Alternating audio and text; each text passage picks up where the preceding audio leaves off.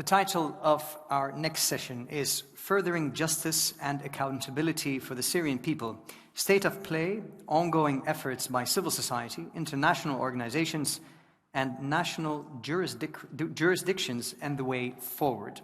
The rapporteur for this session is the co-founder and legal investigator of Huquqiyat, Ms. Mariana Karkutli. Please note that during this session, you may make your interventions by raising your hand or using Slido, which is accessible via the event app. Allow me to now give the floor to the moderator of this session. He is Executive Director of the Syria Justice and Accountability Center, Mr. Muhammad Al-Abdallah. Please give him a hand. He will kick off the session now. Hello. Thank you, Ali. Thank you all for being here with us in the afternoon session, the final panel today. I'll be introducing our speakers.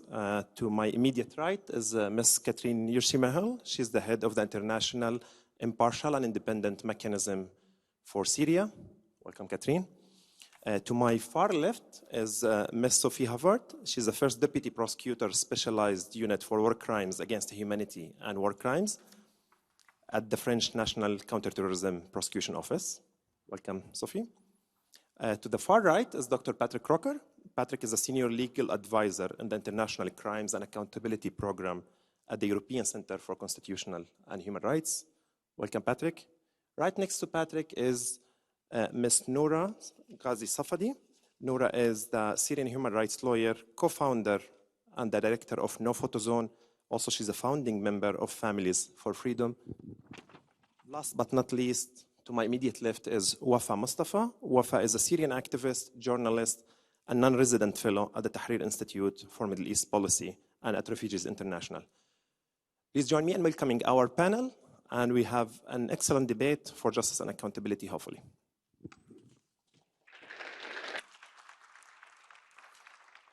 Catherine, I'll be starting with you, as the title of the panel may suggest furthering justice and accountability for the Syrian people.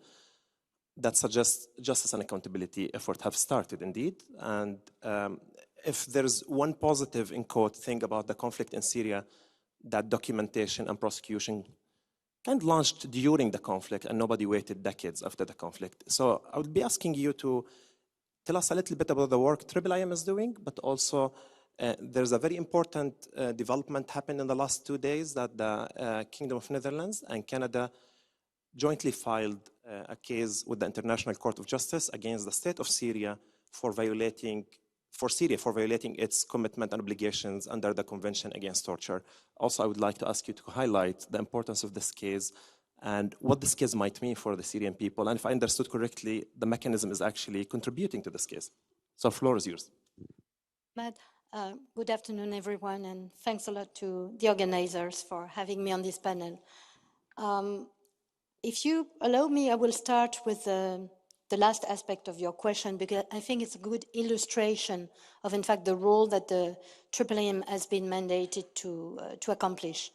This initiative started over a year and a half ago, in fact, but it has led, as Mohammed indicated, to a very important milestone, I think, in the fight against impunity for crimes committed in Syria, and with now the filing of this joint application before the International Court of Justice, we have an opportunity of the court establishing provisional measures, but also ultimately, hopefully, a positive finding that will really be an important milestone in the fight against impunity. We have indicated very early on the eve of the day after the initiative was launched, that the mechanism would support this initiative. And in fact, even if it's not a criminal law initiative, it's part of what we've been founded to establish, that is, facilitate justice and seize opportunities of justice for Syrians. The reason why I wanted to start with that is because it's a good illustration of an important part of the work that the mechanism has been doing since its inception. We started by establishing cooperation frameworks with a number of entities and individuals that have been involved in documenting crimes committed in Syria, and we have been able to collect. I'm going to give you a data that maybe doesn't mean much, but it's an important data. I can tell you, we have to date collected and preserved 246 terabytes of data about crimes committed in Syria in various forms, and I'm not suggesting in any way that each piece of that will end up in a court of justice as a piece of evidence, but this is crucial material, and it includes material that is indeed being tendered into evidence. It's crucial material to understand the Syrian situation, its context, the conflict, and the various crimes and the patterns of crimes that characterize it. In order to analyze the data in question, you can easily imagine that with such a complex situation, you can't just start from every angle. You have to dive into certain aspect of it.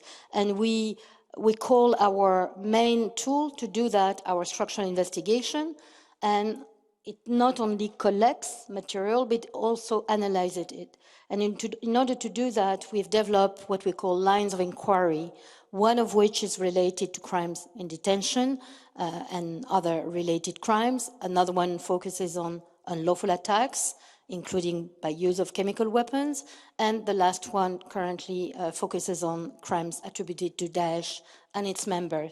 The first line of inquiry is directly relevant and is being used by us to, in fact, provide support to this case that now goes to the ICJ. The focus of this line of inquiry on detention has started with a focus on Syrian government-related crimes. Our initial focus was military intelligence entities, and we've extended the scope of our work to other entities, including the military police, military hospitals in Damascus, and judicial structures. And of course, it's not just understanding how these entities function in the system of torture, I think we could call it this way, and killing. It's not only understanding who are the individuals that play a role in that, it's also, of course, identifying the crime patterns. And we have in that sense developed what I could call as an intersectional assessment. It's really about understanding and analyzing who detainees are based on their identity characteristic, what they experience and why they were detained. And that is work that we, with the consent of our main sources that have been involved in documenting these crimes, that we are sharing analytical work in support of this case. I think I could stop there if you want. Yeah, this will be a good segue. Thank you very much, Catherine. To go actually to Sophie, since Catherine mentioned cooperation with competent jurisdictions in national jurisdiction. Sophie, as a deputy prosecutor, France has an important date just recently, May 12, 23, where the Court of Cassation overruled a decision about double criminality related to the crimes committed in Syria. Just to give a context in 20 seconds, a court in France decided France does not have jurisdiction to put on trial cases related to crimes committed in Syria unless the crime is double criminalized in the Syrian law and in the French law.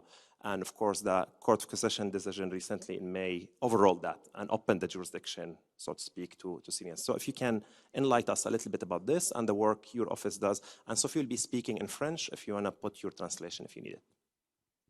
Please. Merci beaucoup. Merci aux organisateurs. Je vais effectivement vous parler de la récente décision de la Cour de cassation. Mais avant ça, je souhaiterais évoquer, parler davantage de l'action des juridictions françaises dans la poursuite des crimes commis en Syrie et dans sa région. Et je voudrais d'abord avoir un mot pour les victimes, pour les millions de personnes déplacées, les millions de réfugiés dans les pays voisins et au-delà.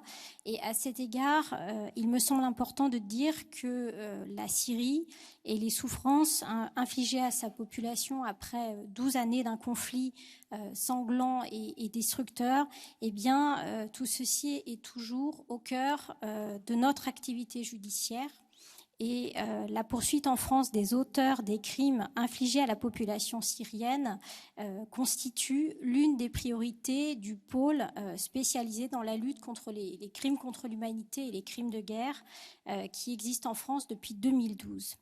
Et ce pôle, il comporte à la fois des magistrats du parquet qui font partie du parquet national antiterroriste auquel j'appartiens et des juges d'instruction. Et actuellement, nous travaillons sur environ 175 procédures qui portent sur des crimes internationaux qui ont été commis partout dans le monde. Et sur ces 175 procédures, une quarantaine concernent des crimes commis en zone irako-syrienne. Alors, si la majorité de ces 40 procédures concernent des crimes commis par le régime syrien, plusieurs procédures concernent également des groupes armés impliqués dans le conflit armé non international qui est en cours en Syrie. Voilà ce que je souhaitais d'abord dire en introduction. Peut-être maintenant quelques mots effectivement sur la compétence des juridictions françaises dans la poursuite des crimes internationaux commis en Syrie. Les juridictions françaises sont compétentes pour poursuivre et pour juger les crimes contre l'humanité, le génocide, les crimes de guerre, les actes de torture et les disparitions forcées. Et sur le plan de la compétence territoriale, les juridictions françaises disposent d'une compétence classique en raison de la nationalité française des auteurs ou des victimes. Mais surtout, nous disposons d'une compétence quasi universelle qui nous permet de poursuivre les auteurs étrangers pour des crimes commis en Syrie contre des victimes étrangères dès lors qu'ils sont présents ou qu'ils résident habituellement sur le territoire français selon les crimes. Il faut donc un lien de rattachement avec la France, mais en tout cas, cette compétence, elle existe, et c'est ce critère de compétence quasi universelle qui est à l'œuvre dans la majorité des enquêtes que nous conduisons sur les crimes perpétrés en Syrie et dans sa région.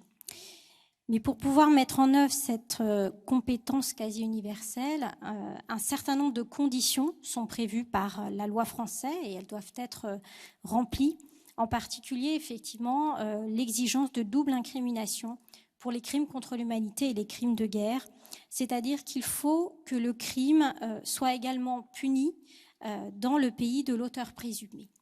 Et le 12 mai dernier, le 12 mai 2023, notre Cour suprême, la Cour de cassation, a rendu 2 arrêts de principe portant sur les conditions de mise en œuvre de la compétence universelle en reconnaissant pleinement à la justice française cette compétence. Ces arrêts, ils concernaient 2 affaires mettant en cause des ressortissants syriens pour des crimes internationaux commis en Syrie. Et la Cour de cassation a clairement rappelé que les juridictions françaises sont compétentes pour poursuivre et juger sur le fondement de cette compétence universelle les auteurs de crimes contre l'humanité commis dans un État comme la Syrie, et ce, même si le régime syrien a refusé de ratifier le statut de Rome et même si la Syrie n'a pas intégré dans son droit interne la définition notamment des crimes contre l'humanité.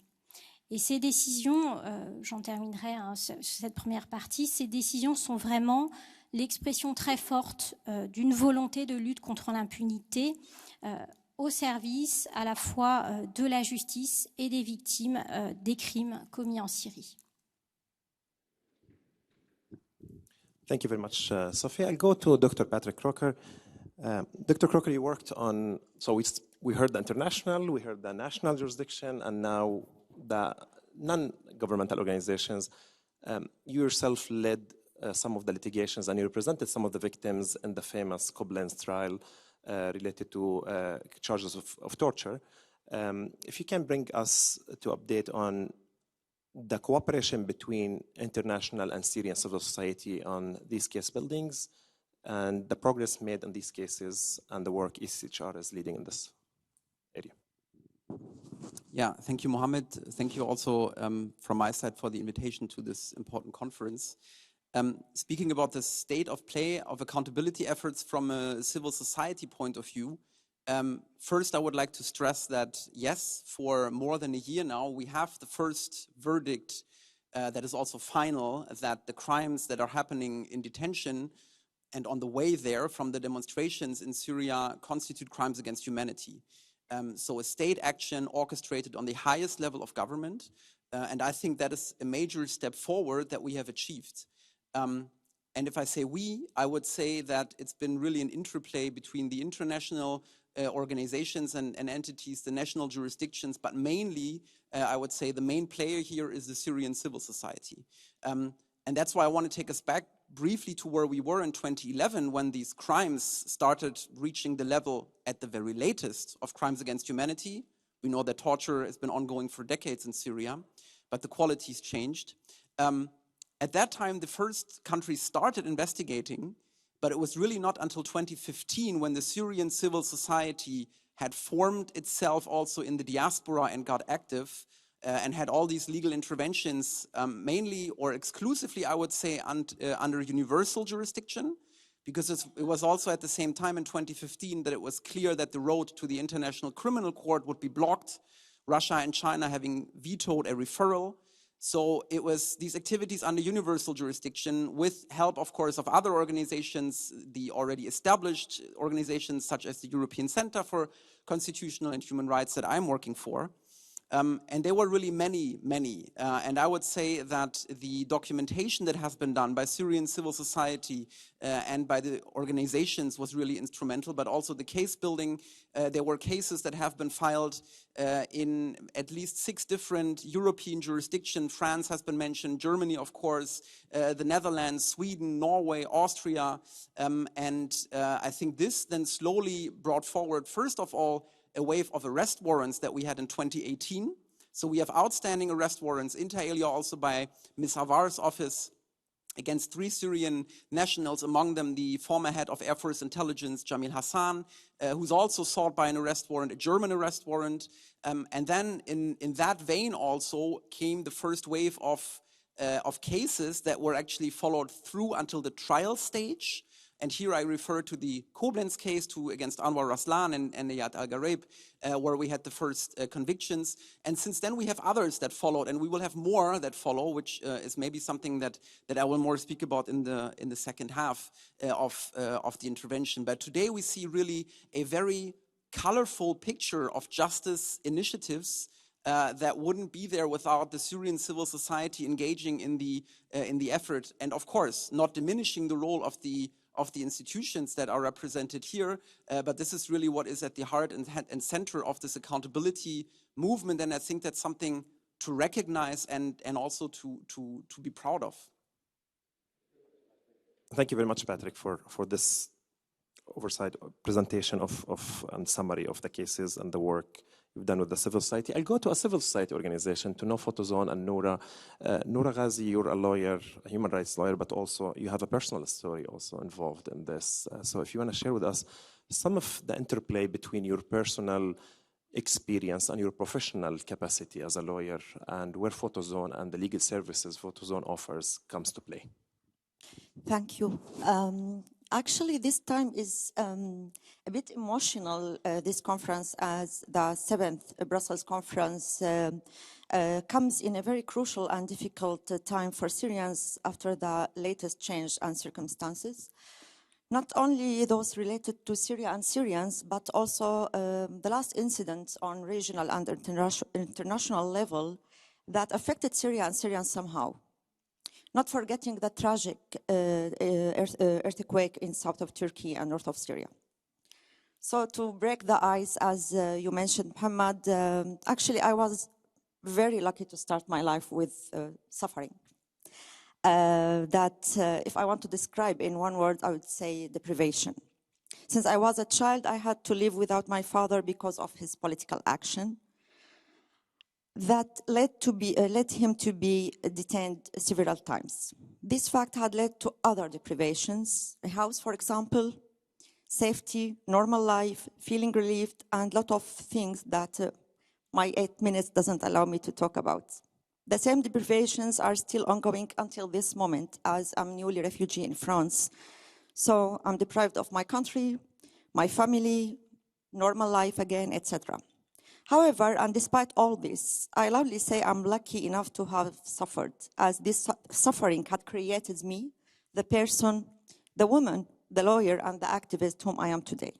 Maybe some of you watched the short movie about me in Brussels of 2019 when I talked about my crazy and full passionate marriage with the love of my life, Basil, a Palestinian Syrian activist and genius programmer who was detained in 2012 and executed in 2015 by the Syrian regime. This regime, who lately gained back its seat in the Arab League and got represented officially by its president in Jeddah during the last Arab League summit after 12 years full of all kinds of crimes. And some regional ones, and probably in the coming years, all countries in the world will normalize as well. Noting that we paid our blood, hearts, freedom, beloved ones, beloved country, and lives. Anyway, I owe to my suffering that enables me to help and support hundreds of detainees, families of disappeared, and victims since I became a lawyer in 2004. After a while, I was forced to leave Syria in 2018, so I founded No Photo Zone on Basil's legacy. No Photo Zone remains the only thing left to me from Basil and the only thing that gives meaning to my life. Without living the same pain and tragedy, I wouldn't be able to feel others who live the same pain, and my feeling is my key element to help and support. After years full of challenges, obstacles, and risks, my team and I are proud to be successful to provide legal aid and services to more than 1,600 families in Syria, Lebanon, and Turkey. As well as we are honored to have many partnerships with many NGOs based on effective referral system that helps us all together to reach out as much as we can of stakeholders. And I will take this occasion to pay your attention to the importance and necessity of legal aid to detainees and their families and the families of forcibly disappeared. Not only regarding defending, documenting, advocating, and tracing their missed beloved ones, but also from the perspective of getting identification documents that hundreds of thousands of Syrians have lost, especially in the situation of having a missed or detainee or disappeared member in the family, or the situation of forced displacement, which is the case for most of the families of detainees. And this kind of services are very rare, unfortunately, in the context of the work of the Syrian NGOs. So Syrians now inside Syria are suffering and struggling to get their minimum daily needs. Or in the neighboring countries, and here I'm talking about Lebanon and Turkey, as Syrians there, they have to face and deal with their fears of getting deported and getting provoked by the hate, discrimination, racism, and the blame speech every single day. And here I'm not putting the blame on Lebanese and Turkish community.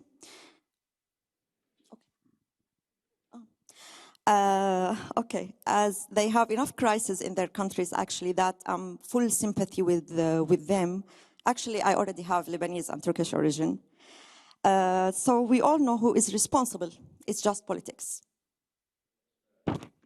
I didn't mean to cut you, but we're coming back to this in the second round of, thank you. We're coming back to give you more time to speak in the second round, but I want to go to Wafa and my immediate life. Wafa will come back another year, another Brussels forum, another year of your father is not showing up, another panel you're speaking at. And I'm sorry to present it this way, but it seems I watched you speaking to Jafar during COVID on Zoom.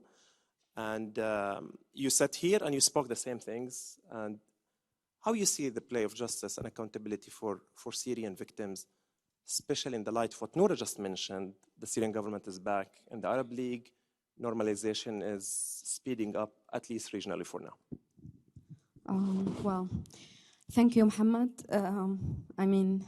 Now I hope that one day that I will never get used to being introduced in this way. I hope that one day I'll be introduced as a daughter of someone who suffered in Assad's prisons, but was also saved from that. So, let me start by saying that I'm here mainly because of my father, Ali Mustafa, who today completes 3,635 days in Assad's prisons.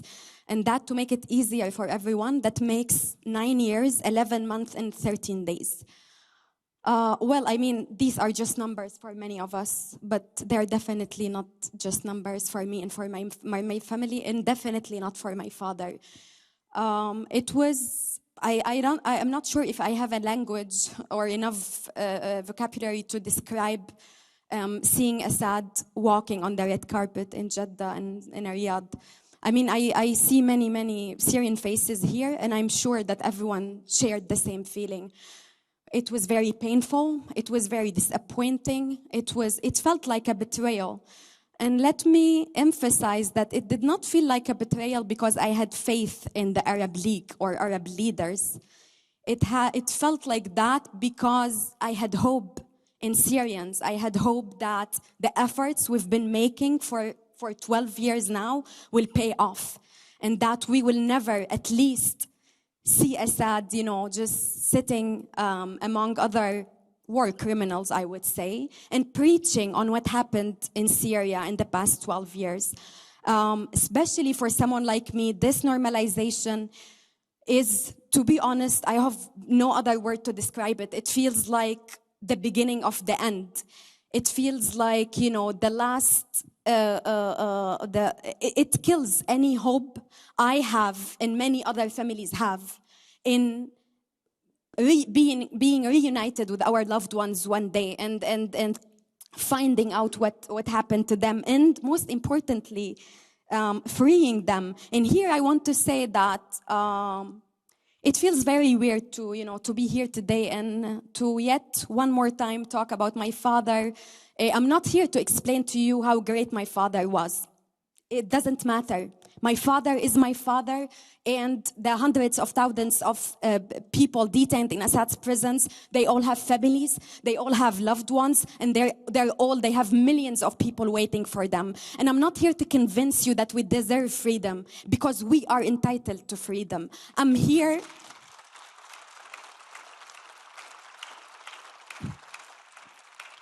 Thank you. I'm here to say how angry, how frustrated, how disappointed, and how unsurprised I am that we've been here since this morning and we barely heard any conversation about detainees.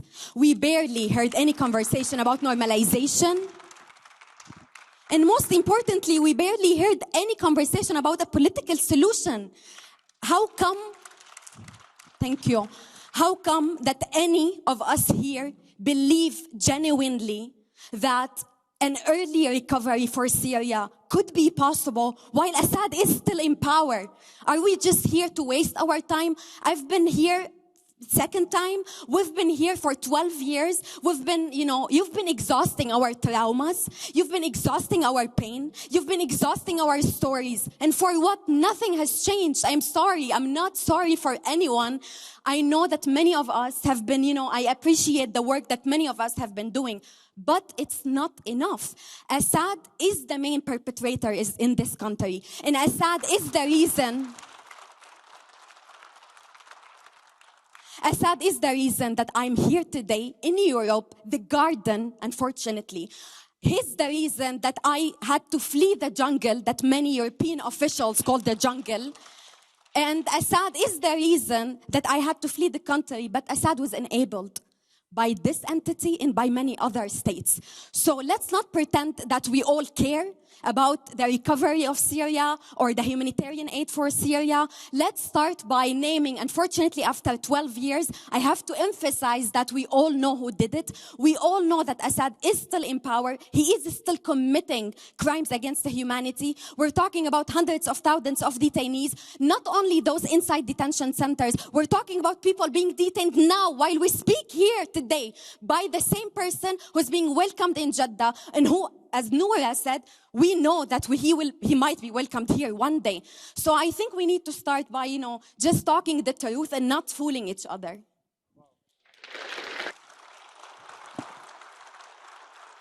Wafa, yeah, that's a lot to comprehend, honestly, and to hear a brave narrative speaking specifically about 2254. The special envoy for Syria, the UN special envoy for Syria, Geir Pedersen, had a statement a couple of weeks ago, if I'm not wrong, saying let's not forget that the context where 2254 was issued as a resolution has changed a lot. And without elaborating further, maybe Ms. Rushdie can comment on this during the Q&A about what's the new understanding of the special envoy of the 2254? Understanding it's not about regime change or the change of the authority in Syria necessarily, but the peace process has failed, the peace negotiation. And Catherine, I don't envy your position now, but nothing is enough. Nothing has been done. It's not enough. We're not satisfied. We're disappointed. We're not doing much, and you're doing a lot. Go. Well, first of all, we are all collectively doing what we can, because we believe in this cause. And I would like to start my second intervention by saying that in any way the figures, I will give you a few figures. In any way this means I consider these figures are sufficient, because they are not, right?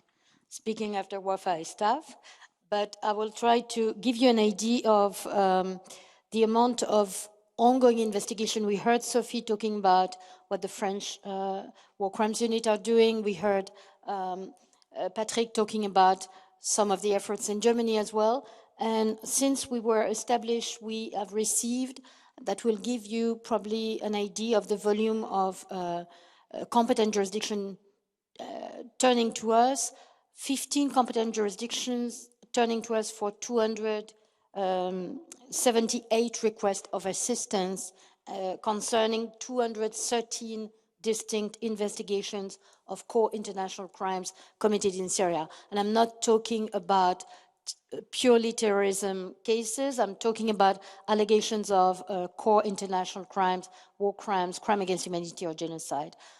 And in some countries like France, torture and forced disappearance as a separate category. We have been able to support, I'm looking for my figures, I think, is it 147 of these investigations already. And what I would like to give you an idea of is some concrete cases that we've seen. Patrick talked about the Koblenz trials. We supported those two cases that led to these important judgments. But more recently, just to give you an idea of what's going on in different countries that we've been able to support. And again, we're not the only one providing support. It's really a collective effort from civil society actors, from NGOs. I just want to flag a few. So in terms of activities in Germany that maybe will be telling you something, it's still related to the cases of torture.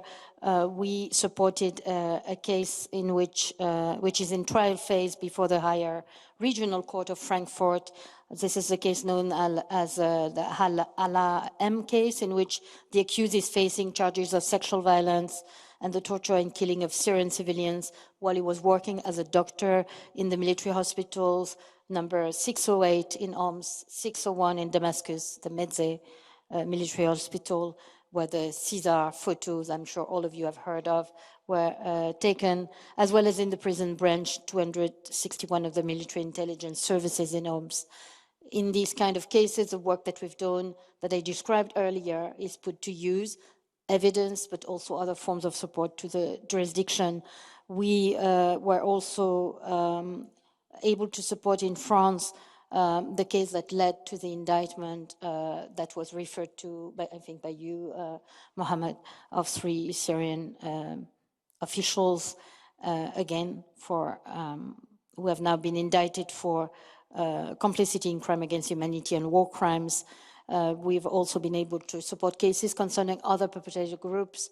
In France, the Lafarge case, which concerns a company, a cement company, and this is related to crime against humanity attributed to the Daesh group originally.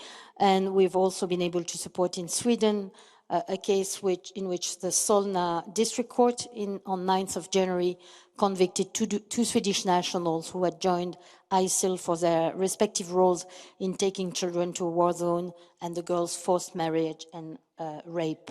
The court relied upon the mechanisms analytical work regarding the situation of girls in areas controlled by ISIL, and a staff member of our team was able to testify as an expert in that case. These are just examples. There was also a case in Germany in which the High Regional Court of Berlin convicted an individual to life imprisonment for launching a grenade into a crowd of civilians that were waiting for humanitarian aid. Just to give you a gist of the type of activity, it's far from being sufficient. It's not the moment to let down institutions that are conducting this work, this important work. The national jurisdiction need our support, and it's very important that this work builds up and leads to higher level responsibility one day when the situation is right for that. Thank you very much, Catherine. And if I may leak a small story from IIIM is, and this is back to Wafa's point about letting us down all after all this work. Have taken years to reach national jurisdictions and to see cases. IIIM voluntary funding is being trimmed a little bit with other priorities, from refugees in some countries, from changing in political priorities, to funding different country priorities. And this does not really reflect a commitment of the international community, even in the EU, to support accountability and fight impunity. It was like, if we're cutting the IIIM funding and some civil society funding, this plays definitely to what Wafa was voicing as a concern, that this will change and Assad might walk back to the international scene someday. But let me take it back to Sophie. Sophie, if you can get a little bit focused and zoomed into some of the effort and the cases being done at the French jurisdiction. And I want to propose a challenging question, that we do trial monitoring and we monitor the cases being filed around Syria and about Syria. And there's an imbalance of cases between cases related to extremism and terrorism versus cases related to core international crimes, which means imbalance of prosecuting the sides and the entities. And this is clearly very visible in France, visible in other European jurisdictions as well. So if you can enlighten us what's going on there. Oui. Merci. Alors, je vais essayer de tenir le temps. On a effectivement, peut-être pour répondre et revenir un petit peu sur ce qui a été dit, un premier constat, c'est que toutes les procédures que nous menons, à la fois les enquêtes et les informations judiciaires qui sont menées en matière de crimes internationaux, elles reposent sur des exigences probatoires extrêmement fortes qui impliquent des investigations dans la durée avec des difficultés que connaissent toutes les juridictions nationales pour accéder au territoire, c'est-à-dire accéder aux scènes de crime, accéder aux témoins, accéder aux victimes. Et en ce qui concerne la Syrie, il y a cette inaccessibilité absolue qui est un obstacle évidemment majeur. Nous devons donc travailler dans la durée. Nous devons aussi travailler dans l'urgence parce que eh bien, les témoignages des victimes peuvent s'étioler avec le temps parce que les preuves disparaissent. Donc ça, ce sont en tout cas des choses très concrètes sur lesquelles nous travaillons. Et la parole des victimes, la parole des témoins est vraiment essentielle à l'avancée de ces enquêtes. Alors concrètement, pour essayer d'avancer, nous travaillons bien évidemment dans le cadre d'une coopération étroite, une coopération judiciaire avec d'autres juridictions nationales qui sont en charge d'enquêter sur des crimes similaires. Nous travaillons aussi avec un certain nombre d'entités onusiennes, donc le mécanisme avec lequel nous travaillons très étroitement, le mécanisme du IIIM, la commission Pinheiro, avec UNITAD également, et tous ces mécanismes, le travail qu'ils fournissent, le soutien qu'ils apportent est vraiment déterminant dans l'avancée de nos enquêtes parce qu'ils sont des voies d'accès indispensables à ces zones, à ces scènes de crime, à ces personnes que nous essayons de retrouver, de toucher et également donc d'accéder aux preuves. Et au cœur également de cette coopération judiciaire se trouve naturellement Eurojust, qui a un rôle aussi déterminant dans la coordination des enquêtes, avec un certain nombre d'équipes communes d'enquête. Et en France, le parquet national antiterroriste est notamment parti à 2 équipes communes d'enquête en lien avec les crimes commis sur la zone irako-syrienne. Une première équipe commune d'enquête qui a été conclue en 2018. La France était l'un des premiers parquets européens à signer cette équipe commune d'enquête avec l'Allemagne donc dans le cadre de l'enquête structurelle César sur les crimes contre l'humanité commis par le régime syrien dans les centres de détention. Et cette coopération, elle a notamment permis des avancées significatives et notamment facilité l'arrestation simultanée en février 2019 de plusieurs personnes, ça a été rappelé tout à l'heure. Il y a une autre équipe commune d'enquête très importante qui a été conclue en octobre 2021 avec la Suède et qui a ensuite été étendue avec d'autres pays, la Belgique et les Pays-Bas, dans le cadre de l'enquête qui porte sur les crimes commis contre les minorités, notamment la minorité ethnique et religieuse, et notamment la minorité yézidi. Donc ça, c'est une autre équipe commune d'enquête qui existe et qui avance.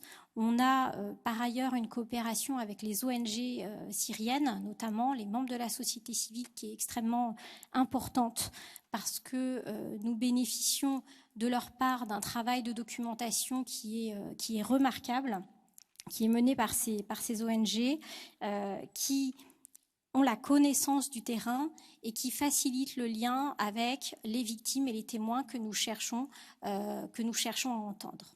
Et actuellement, nous avons 38 procédures, donc 24 enquêtes préliminaires et 14 informations qui sont en cours concernant les crimes commis en Syrie, tant par le régime que par des groupes armés non étatiques.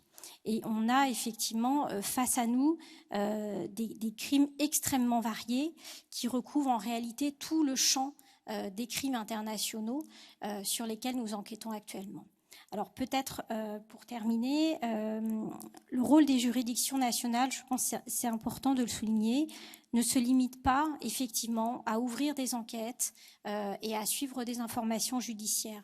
Il faut surtout juger ces crimes parce que ce sont ces procès qui viennent donner du sens à cette lutte contre l'impunité et qui viendront, en tout cas qui tenteront de répondre à cette attente de justice qui est extrêmement forte et que j'entends parfaitement aujourd'hui. Ça, c'est une réalité. On a plusieurs dossiers syriens en France qui sont très avancés et notamment, on a pu l'évoquer, même si les dates ne sont pas encore fixées, on aura potentiellement un premier procès qui pourra se dérouler en France en 2024 à l'encontre de 3 hauts responsables des services de renseignement syriens qui sont mis en accusation et à l'encontre desquels des mandats d'arrêt ont été délivrés. Et ces personnes-là pourront en tout état de cause être jugées en leur absence. Thank you very much, Sophie. Patrick, I'll go back to you about the utility and the utilization of universal jurisdiction. We don't have ICC, as everybody understands. The double veto we got from China and Russia, that avenue is still blocked by both countries. Universal jurisdiction comes with some limitation, mainly the functioning immunity that blocks us from putting heads of states on trial, but also obtaining a physical custody of those prosecuted or even with arrest warrants. And of course, you heard Wafa, it's not enough. So we have universal jurisdiction, we don't have other vehicles. This is not to undermine any of the work is being done, but it's actually how are we going to exit this bottleneck?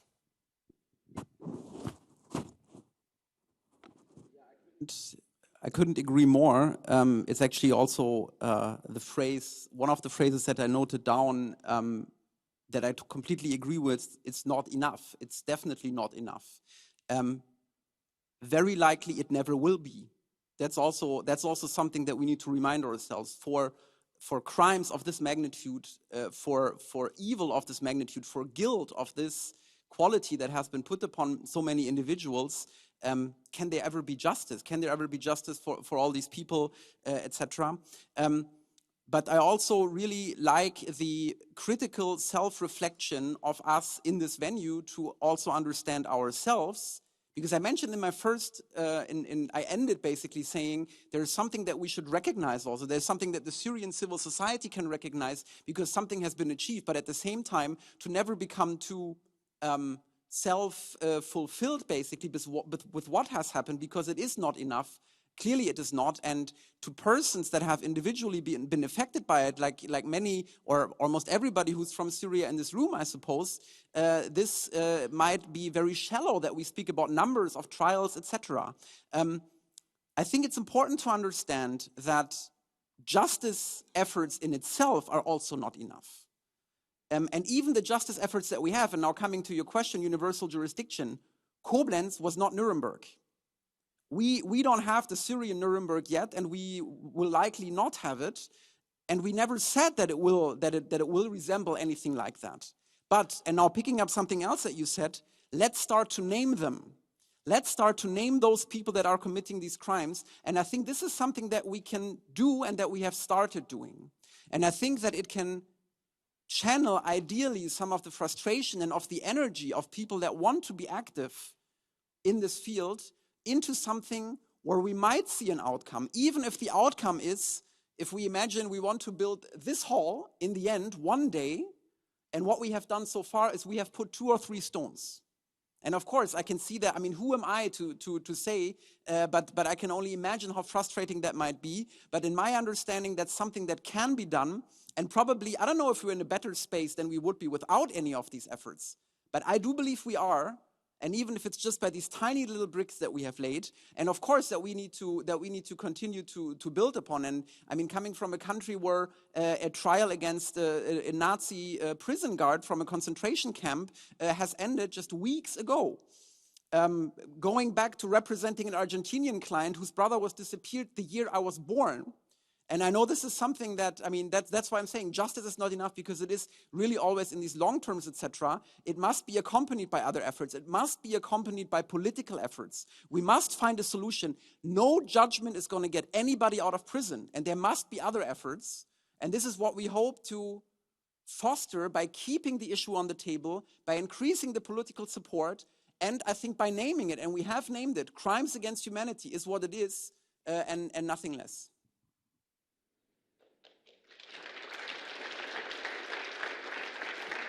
Thank you very much, Patrick.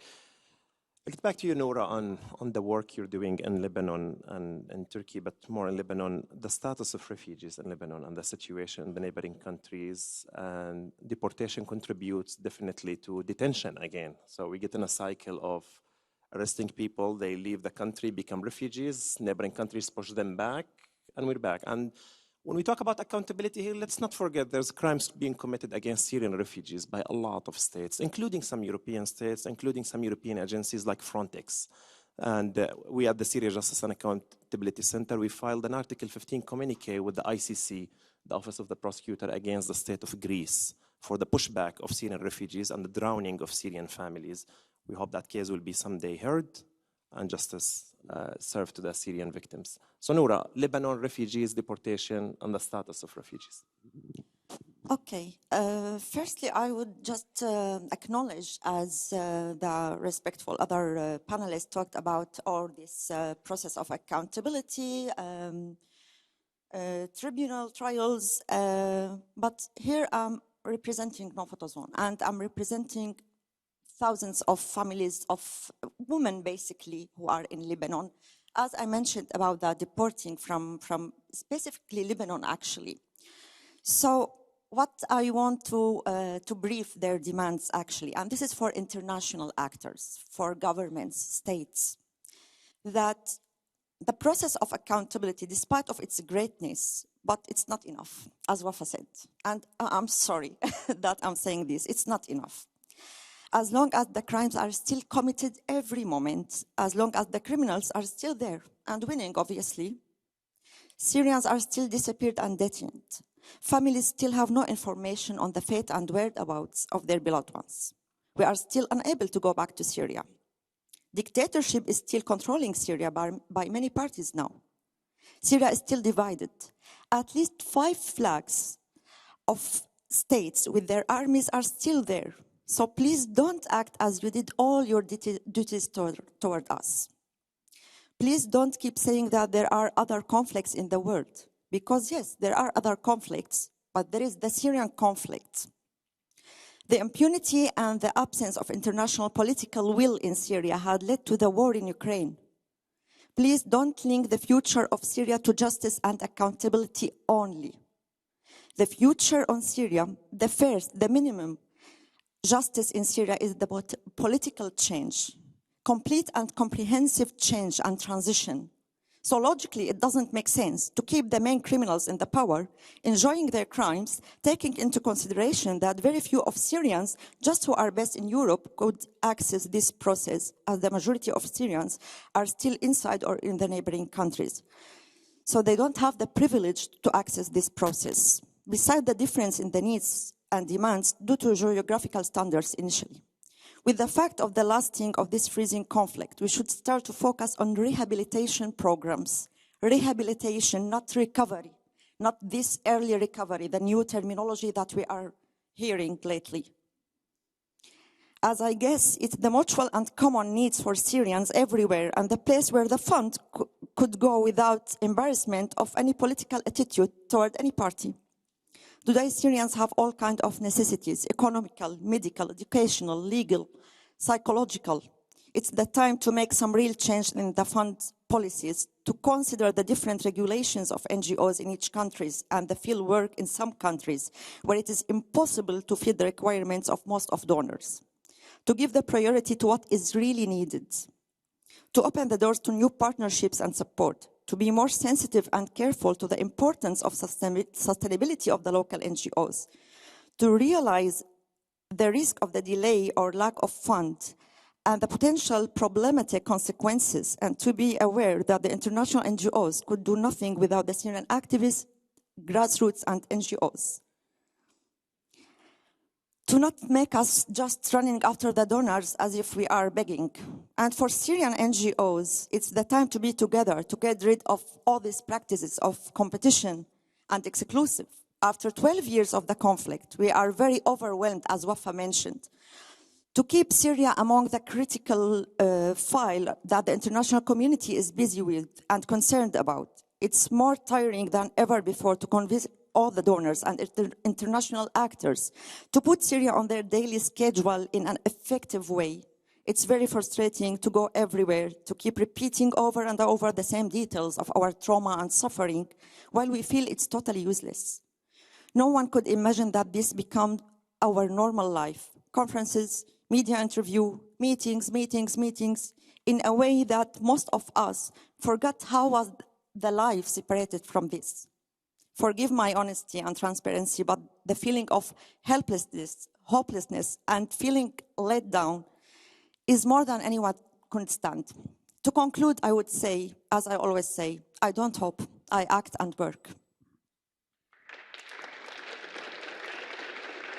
Thank you very much, Nora. It seems the deterrence effect that some trials might result and sending messages to the war criminals or perpetrators is not working. Everybody's agreeing in this. Victims and survivors agreeing in this. Litigation organizations, international mechanisms, and prosecutors, everybody agrees. It's not enough, it's not helping.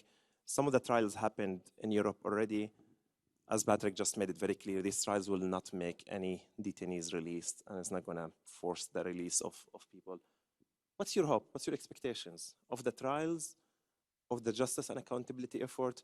Noura made a comment, it's not about accountability, it's about rehabilitation. I want to inject some words there. It's about maybe transitional justice as well, truth-telling mechanism, reparation, redress, vetting, restoration, memorialization. It's all the above, not only criminal prosecution. Locking people behind bars only is never going to fix anything, never fixed any country before, unless we had a comprehensive mechanism, which is not going to be feasible or possible. Also, I hear you and I hear Noura, but also I hear the news every day. Assad is not going to be replaced soon, anytime soon. Welcome to the real world. He's going to stay, and he's going to keep a lot of people imprisoned as long as he's staying, as long as the political situation stays the same, and giving him more time to use those detainees and missing people as a bargaining chip with the negotiations. I mean, you said welcome to the real world. Unfortunately, I think Syrians are the main people who live in the real world. So we know the hard way what it feels like. Yes, we all said it's not enough. And this is not to say that, you know, this is not to say that I don't understand how difficult, how challenging. Unfortunately, many Syrians I know here have become experts, have been forced to become experts in every single aspect of, you know, life. We had to read, a deep analysis of legal stuff, medical stuff, all related to, you know, to human life, because we are in a position where on daily basis we're asked to give a solution to a conflict that, you know, all of us in the whole planet for 12 years could not find a solution for. And this is one of the most, I would say, you know, outrageous aspects of my daily life, but also the daily life of many people here. You know, on daily basis, I'm asked, what is your demand? And every time I say my demand is the freedom of my father and all other detainees, I'm told constantly that I need to find a more practical and realistic demands, as if wanting my father to be free and live with him the rest of our lives, it is not practical and fundamental enough. And I think this says a lot. And this is one aspect of, you know, the suffering that families of detainees have to go through on daily basis. I want to emphasize one thing. Since the morning, I heard a lot about, you know, about Syrians having to live together, and, you know, as if the issue is just a civil war, as we all know by the international media, who told us in 2011 that it was a civil war, as if all of us did not live in that country. We did not know what happened. We were not there. We did not enter Assad's prisons. We did not know what happened to people when in streets they chanted freedom in 2011. That was not a civil war. We're not here because of a civil war.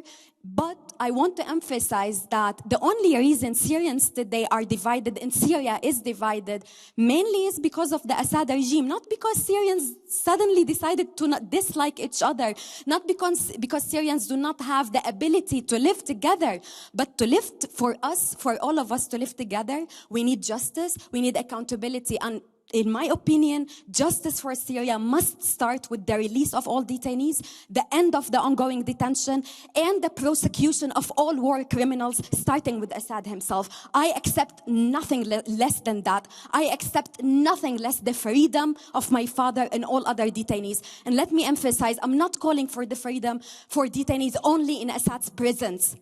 I'm calling for the freedom of detainees in the prisons of all actors in the country.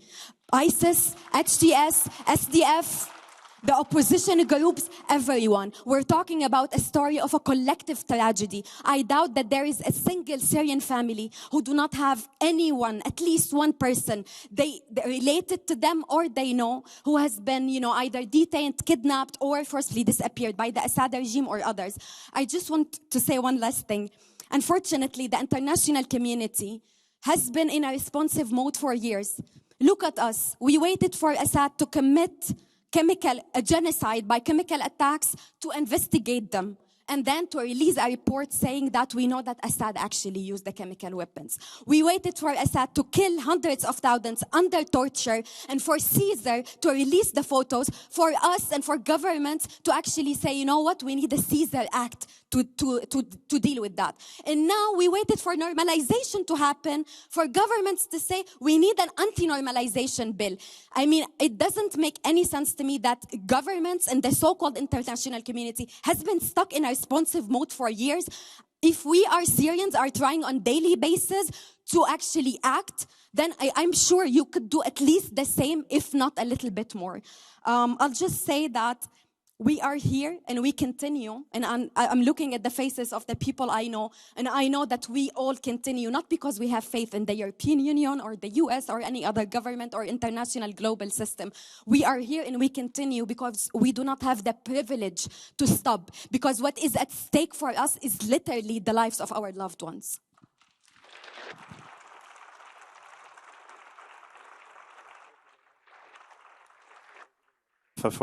For your remarks. We're going to open the questions and answers. Also, we're receiving questions through Slido. I'll be using some of these questions. Please make your question a question. In 30 seconds, you will lose the mic We have good 20 minutes to ask a lot of questions. And I'll read the first question. We'll collect a couple of questions and come back to the panel. The first question from Slido: do you support the new mechanism being discussed at the UN level for missing persons in Syria? I'll be posing this question to you, since this is clearly more practical idea for a solution. But let's take a couple of fans. Number, I cannot see your number one, the lady standing. Number one. Go ahead. Yes, thank you. My name is Sarah. I flew into Brussels from Damascus. I'm representing today the ACT Alliance Syria Forum, being part of the largest faith-based organization in Syria, GOPA DIRD. I just want to say really quickly that I believe we all agree, after we heard several panels, that after 12 years of crisis, unfortunately, Syria today, as many said, has 15.3 million people living under the poverty line, 95% of them, and they are in need, which is an increase of people in need from the past at least 3 to 4 years. And your question is? Yes, my question is basically that there is an unequal distribution of funds that's taking place inside Syria. Syria, by the way, has 14 governorates where those 15.3 million people are scattered. And since the morning, since 3, 4, 5, 6 years ago, I've been joining Brussels conference every year when we only discuss 2 governorates only. Even today, even during the side events. The panel also has accountability and justice, yes. So I would appreciate if people keep the questions. 5 seconds for my question. My question is, what about the human rights of the 15.3 million people inside all of Syria who should not be punished for living there? Thank you. Number 108, please.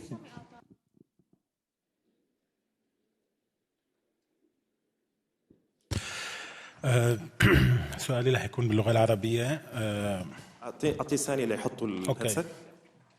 So the question will be in Arabic if you want to put your translation. يعني في مداخلة هيك صغيرة إنه بجيد هلا عم نسمع من الدكتور باتريك. هو السؤال للدكتور باتريك صراحة إنه جيد بعد حوالي 2 و3 سنوات تقريبا على كوبلينز عم نسمع إنه كوبلينز ليست نودنبرغ بعد 3 سنوات. هذا الكلام هذا الكلام قبل 3 سنوات ما كان ممكن يكون. كان في زخم كثير كبير من المنظمات السورية العاملة على هذه القضية والمنظمات أيضا الأوروبية العاملة على هذه القضية، إنه هي العدالة لسوريا، بتعريف العدالة بحرف لام، العدالة إلى سوريا. اليوم عم نحكي إنه ليست نورنبرغ، وهذا كثير كلام جيد وهذا كان موقفنا. السؤال اللي عندي: هل هناك محاولات صراحة من قبل المنظمات اللي كانت المنظمات المجتمع المدني كانت سورية أو أوروبية لنقاش نتائج كوبلينز بعد 3 سنوات؟ هل هي بالفعل مرضية للسوريين؟ هل هي مرضية للضحايا، لطموحات الضحايا؟ هل هناك أيضا محاولة للحديث مع الضحايا اللي خاب أملهم من هاي المحاكمة؟ شكرا ديار. أحمد حلمي، شغل المايك. Yeah, thank you. I just want to say a comment and a question. So my comments is, fortunately, we are Syrians outside Syria. We have the privilege to ask for freedom and human rights for everyone. Unfortunately, our friends who are still in Syria and our peer detainees who are still in detention in Syria, being tortured to death up until today, they don't have that privilege. So I dare any human rights defender would say that we don't want human rights for everyone. My question is that we have now the ICJ. How can we, the case in the ICJ, how can we privilege that to ensure at least that normalization will not happen with the Syrian regime, and the EU and member states will stand their position supporting human rights? Thank you, Ahmed. Number 145, please.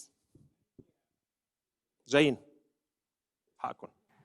يعطيكم العافية. مي أبو عداد من الأردن، جمعية خطوة أمل، وأيضا إحنا ضمن تحالف جناف لمؤسسات المجتمع الوطني الأردني.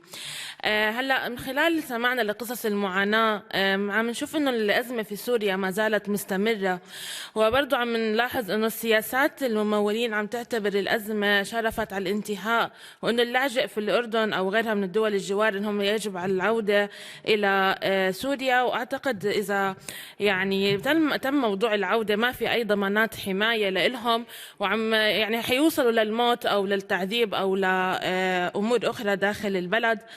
أيضا عم نفكر هناك يعني لابد وضع خطط كيف يمكن يكون شكل أنظمة التمكين في الدول المجاورة من تعليم والصحة ومساعدة قانونية وغيرها لحين وجود بيئة آمنة في سوريا، خاصة أنه 99% من اللاجئين أعربوا أنهم ما بدهم يرجعوا وحابين يضلوا في الدول المستضيفة، خاصة عم بيعانوا في تحديات. بالإضافة بس بدي أحكي شغلة سريعة، إذا عم بتلاحظوا اليوم في الهجرات الغير شرعية، وهذا بسبب الوضع الاقتصادي المتدني اللي صار يعاني فيه اللاجئ السوري داخل دول اللجوء. فمن الناس المستفيدين عنا في أحد البرامج سافروا ببيلاروسيا وتعرضوا إلى الموت. أشكرك. نعم. بناخذ لهي الجهة إذا سمحتي من الخلف. Yeah, the lady in the yellow jacket, please. And question, please. I'll be cutting statements with all due respect to everyone. Hibal Hijazi from Plan International. So my question's on accountability. Both Wafa and Noor spoke about the realities that their families have faced, and many other Syrians as well have faced inside of Syria. The reality of the fact that they're not able to, for example, voice their rights because they're going to then be prosecuted. My question is on accountability of the EU. In spaces like this, it's really rare for you to be able to speak openly about these things. Not only in Syria, but even in host countries around the region, you're not allowed to openly speak about anything. So what is the accountability of the EU when arranging a conference like this to allow people to openly speak about these realities? Because that is how we're going to sort out the future of Syria. Thank you. Thank you. We'll go back to the panelists and we'll try to address this round of questions. We'll go back to the audience. We have Slido. I'm really sorry. We have 15 minutes and we'll use it all. Wafa, the UN mechanism. Do you support or you do not support? Is it more practical idea for you and your father, or is it's not going to meet expectations? And this is not by any way to be cynical about the efforts the UN is providing, but it's a big question. Yeah. So. Well, yeah, I mean, to make it, I'll not take so long. I want also to hear the questions from others. So I'll just say the following. My opinion on the, I think that I mean, every time I'm asked to give more practical and realistic demands and solutions, I tell about the families of detainees who came together to, you know, to do the charter, the Truth and Justice Charter, and to come up with an idea, a practical idea for the issue of detention in Syria. I definitely support a mechanism for the, you know, at least revealing the fate of the disappeared. But I'll also say the following, and this is my concern regarding such an institution, regarding the trials, and regarding sanctions or whatever solutions are being, you know, suggested or made already. My main concern is that these solutions or these, you know, tiny solutions are being dealt with as a replacement for a comprehensive solution for the crime of detention and enforced disappearance in Syria. To me, all these steps, all these actions are required, are needed, are welcomed. But my main concern is that, you know, we've been talking about accountability for 3 years now. We don't talk about freedom anymore when it comes to Syria. We talk about accountability as if detention is in the past. Detainees have been either, you know, saved or their fate has been relieved. And then let's now talk about accountability. It's not enough. Again, justice for Syria, any sustainable solution and future for Syria must start with the political transition, with the transitional justice, with the change in this regime. We'll take a question to Patrick, was directed to you about any attempts to try to understand the results of Koblenz, how that maybe affected victims who were satisfied or dissatisfied with the results of the trial. It's not Nuremberg. It brought some justice. Not everybody is satisfied. And we have a minute per answer, Max, please. Yeah. I think that's a very important discussion to have, and also to be able to hear all the dissatisfaction and the discussions around it, because for me that's part of the process that we need to have in order to make the most of what has happened. I think it's important to also talk about the insufficiencies like we do today, but also that the victims should utter that. There was a major shortcoming in Koblenz, and that was the accessibility, especially by Syrians and non-native German speakers to the trial, which we have tried to overcome with our limited means. We have translated many documents from the trial. The IIIM has translated the first judgment into Arabic, and we have recently published a book that is also, it's in English, German, and Arabic on the trial that has some of these voices in it. Including from Mariana, who is our rapporteur today, and many others, including the victims. And there's also quite some critical approaches, including the one saying this is not enough. But I would really want to encourage, I personally want to keep engaging in this conversation, because if we become too satisfied, then we will not move forward in any case. And we are not going to move forward fast enough for sure, but this is going to enrich the discussion. So thanks for the intervention. To Catherine. ICJ case, how we're going to capitalize on the case, what is going to mean for victims, and how this will support other litigation cases as well. This is the Dutch-Canadian litigation before the International Court of Justice. Thank you. For me, this is a case that is completing, supplementing, not sufficient on its own, but really to be seen as an additional piece or stone, as Patrick put it, to the accountability effort. And we heard from Sophie that there are more cases coming in other jurisdictions, including in France. I mentioned one in Germany. So I see it as something which concerns its address to the government of Syria, so that's important. It is something that will shed a different light, I think, to the system of torture, the system of killings in detention. But it's difficult to be, you spoke earlier about the difficulty of seeing how deterrent these efforts are. And honestly, it's difficult to predict what will be the import of such a judgment. We hope it will be a judgment that helps getting on the way that accountability wants to establish. We are all here, I hope, convinced that there can be no sustainable peace in Syria without at least not enough accountability, but elements, representative elements of accountability that victims, survivors can connect with, can recognize as being, important stones. Catherine, we'll go to Noura with a question on safe return refugees and guarantees for safe return. You work in Lebanon, refugees being deported. Unfortunately, Lebanon has a policy of deporting a lot of Syrian refugees before every Brussels conference, so they can ask for more support from the EU. And this become a trend, unfortunately, from the Lebanese government. Myself, I was a refugee in Lebanon when I escaped Syria. But Noura, the question was from Jordan, but also the safe return. 99% of Syrian refugees surveyed in Jordan say they don't feel safe to go back. And don't feel safe means they might be detained and end up in the disappearance game in Syria. Good question, actually.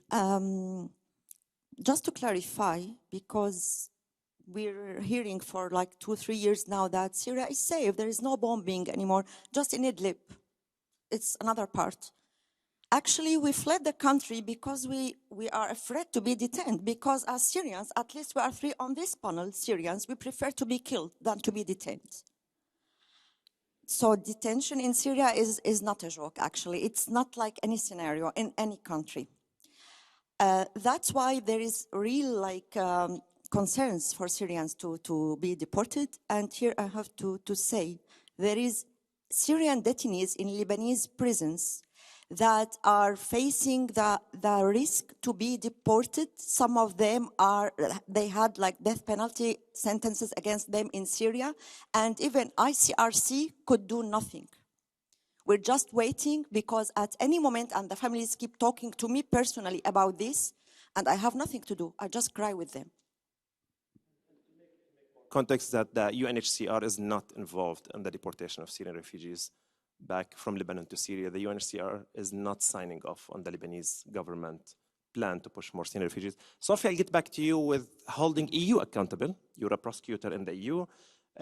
Maybe your country is dealing with the Lavarge case. It's a French company that funded ISIS, ended up being penalized by the US Department of Treasury for $880 million for violating the sanctions and for also funding a terrorist organization, ISIS. Lavarge paid ISIS in lump sums to keep their operation working. And also, I understand, Patrick, you're part of the criminal litigation. So the case in the US was more a financial penalty for Lavarge, but also there's a criminal investigations, if I understood the EU accountability question correctly. Please, and you have 1 minute.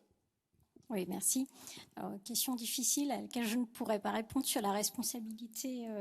Quelle pourrait être la responsabilité de l'Union européenne? On a voilà, un certain nombre d'événements, je dirais de travaux qui sont mis en place extrêmement importants par l'ensemble des personnes qui sont présentes aujourd'hui. Et je crois que c'est finalement ce qui est important. On a bien entendu et répété que ce qui était fait, les efforts qui pouvaient être faits face à l'immensité des crimes commis resteraient toujours insuffisants. On avance petit à petit. On parle effectivement de pierres. Chacun pose un peu sa pierre. Les juridictions nationales avance et je peux dire et témoigner qu'en tout cas les personnes qui travaillent au sein des différentes juridictions, qui travaillent dans les services d'enquête sont des personnes extrêmement déterminées, extrêmement investies, qui travaillent, qui essayent d'avancer et de faire en sorte que la justice puisse passer à un moment donné, que les auteurs de ces crimes puissent être effectivement traduits devant la justice et qu'un procès puisse se tenir un jour. Donc sur les questions que vous pouvez poser par rapport à ça, c'est difficile d'apporter une réponse. Mais en tout cas, on a un certain nombre d'enquêtes, d'informations en cours. Vous avez évoqué effectivement, on a pu parler de la procédure qui concerne la société Lafarge. Je ne pourrais pas rentrer dans les détails dans la mesure où l'information est toujours en cours. Mais en tout cas, la justice française a estimé qu'il y avait suffisamment d'éléments pour considérer que la société pouvait être mise en examen pour des faits de complicité de crimes contre l'humanité. Donc c'est des éléments importants et puis l'instruction va se poursuivre et il pourrait y avoir effectivement un procès aussi sur ces faits. Donc voilà, je pense vraiment que malgré cette immensité du travail qui reste à accomplir, eh bien chaque juridiction, chaque instance essaye de contribuer à son niveau à ce travail-là. Thank you, Sophie. I don't ignore the question about the rights of the 15.3 million Syrians, and I want to abuse my role as a moderator and address your question because as a human rights organizations, we've spoken tirelessly about indirect impact of sanctions being imposed by the US and the EU, but mainly by the US on the life of Syrians, and we demanded more reform in the sanctions regimes. However, what we've seen in the earthquake, the areas got hit hard, was deprived from the aid, and the areas nearly didn't face similar devastation, got the aid which was stolen under the corrupt system of Damascus, sold on the street in a lot of videos, and a lot of the people who supposed to receive some aid ended up showing up in live videos saying we live in the street, we were deprived aid. And also I want to cite Wafa here, I want to cite somebody who's not in the panel, Amina Kholani from Families for Freedom. When we say detainees from all sides, by all sides. When we say freedom, we say for all sides. When we say justice and accountability, we say it for everyone. Unfortunately, not everybody in Syria joined this position, and that's part of our problem here. I want to conclude here by thanking our panelists. I think we've had an excellent panel. If you agree with me, please give them a round of applause. Thank you all for joining us today.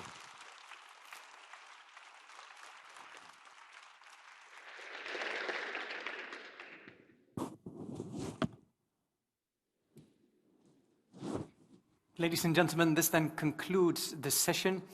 We now have a coffee break. You know where the space is. Please join me in thanking the excellent moderation of Mohammed as well as the other speakers. Thank you. Shukran. Thank you.